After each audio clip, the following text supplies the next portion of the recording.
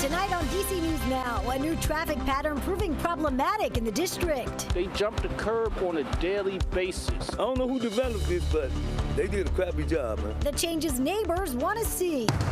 Some wet weather ahead this weekend. The neighborhoods who will see some rain and how much rain to fall coming up.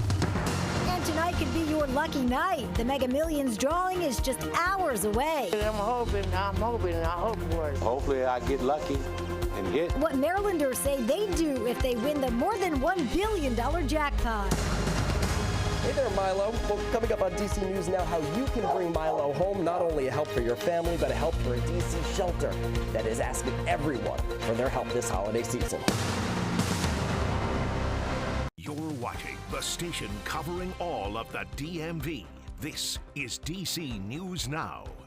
Good evening, and thanks for joining us for DC News Now at 9. I'm Marielle Carbone. Chris Flanagan and Susan Tran both have tonight off. Well, we want to take a live look outside on this Friday evening. We are looking out over Roslyn, Virginia right now. Not looking too bad, but we know another cold night. We're also tracking some soggy weather for the weekend, so we want to get a check on that forecast. Meteorologist Scott Sumner here, and not maybe the weekend weather most people are hoping for. Exactly. It's not gonna be, complete washout here, Marielle, but certainly you're gonna have plenty of hours that will be wet. I think the beginning of the weekend and the end of the weekend. In between, yeah, there'll be plenty of clouds around, but I think there'll be some dry hours as well. So let's get into it, shall we?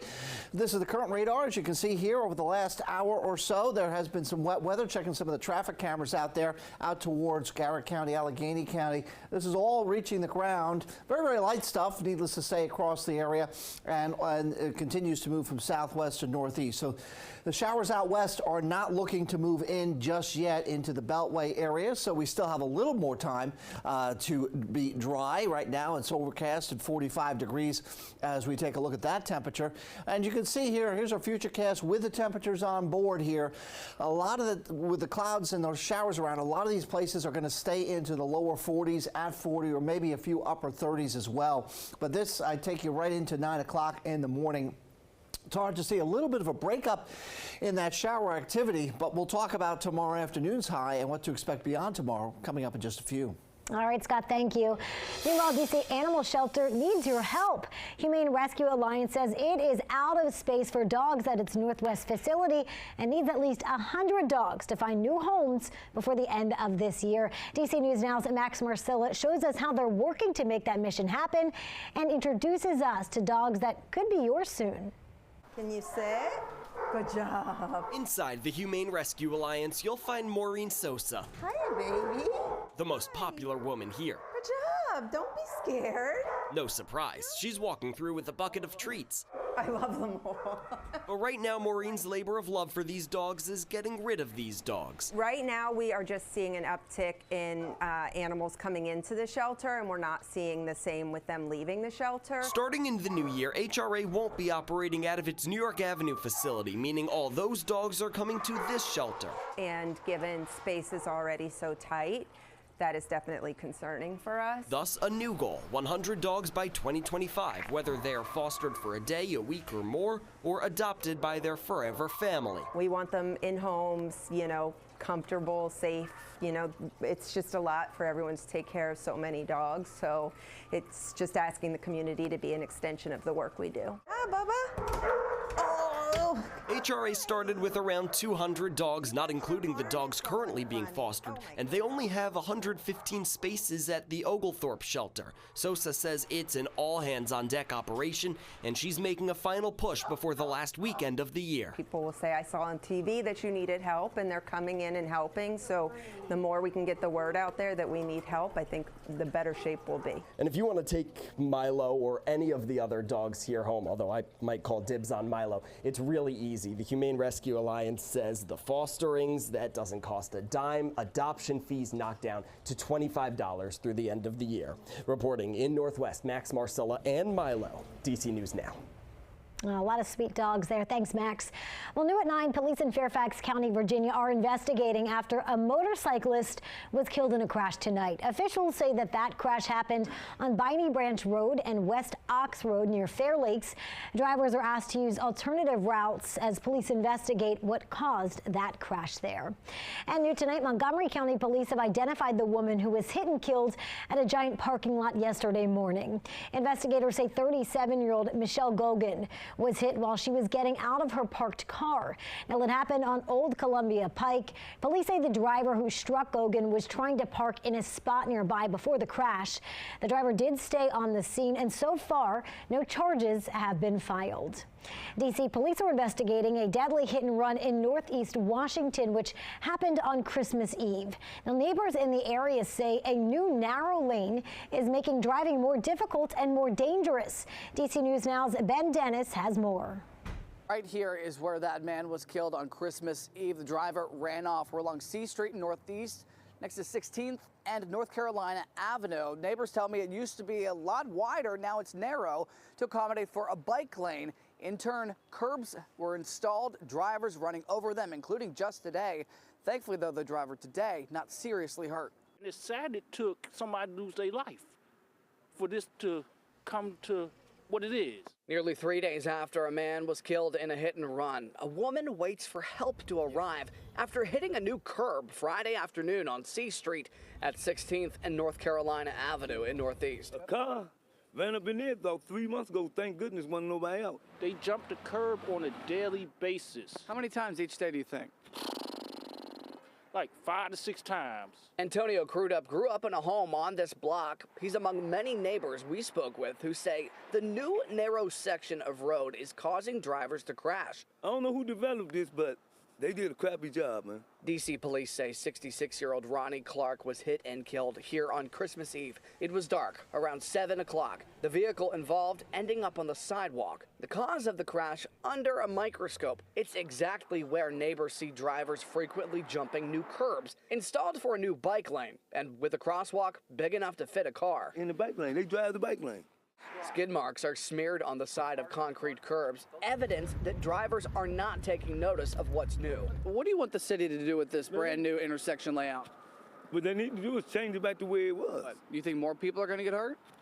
Yes, it is. It's going to be more fatalities. I don't want to use that word, but you got to call it for what it is. And the spokesperson for D.C.'s Department of Transportation says that road narrowing projects are to protect pedestrians and bicyclists and in turn slow drivers down. But let's note, leading up to this very intersection, there are no speed bumps immediately prior. There's no stop sign that would cause somebody, at least increasingly more likely, to slow down. Time will tell if any changes here may or may not be made. In Northeast, Ben Dennis, back to you. And Ben, thank you. Well, it was not so jolly of a holiday for one business in Reston, Virginia, after police say it was burglarized on Christmas Eve.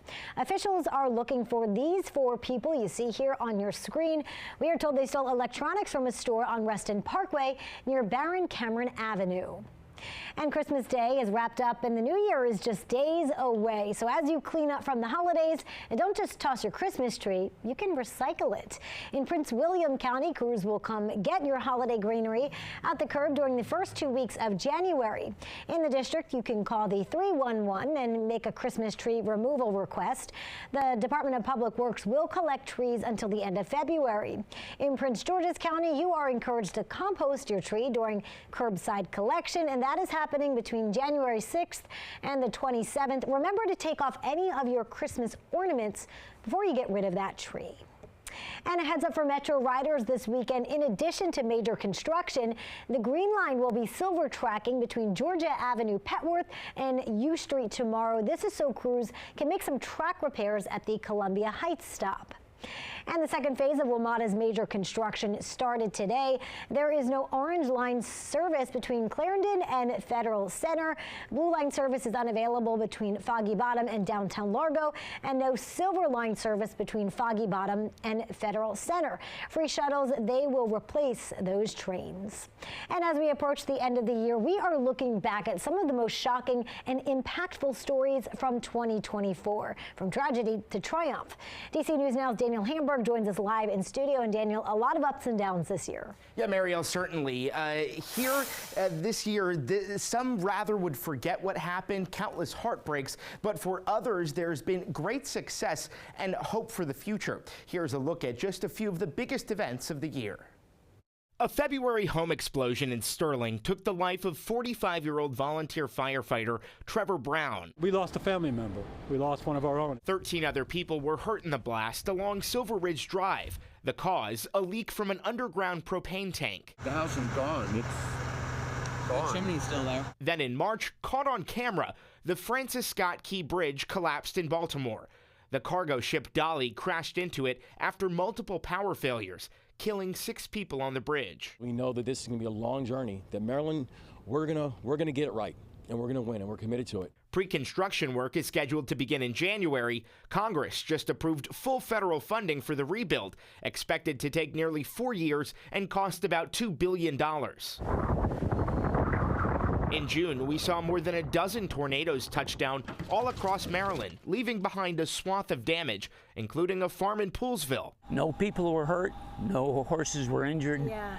So, that's what's important. And big wins for D.C., a $515 million deal to keep the Wizards and Capitals in D.C. This building will once again serve as the catalyst for development. And Congress gave control of the RFK Stadium land to D.C. I'm just really happy. I'm happy for a lot of reasons. Paving the way for the Commanders to potentially come home to the district. So as we look ahead to next week in 2025, we're keeping an eye out for major changes in Washington, politically with the inauguration of Donald Trump in 3 weeks, and physically with renovations and potential construction.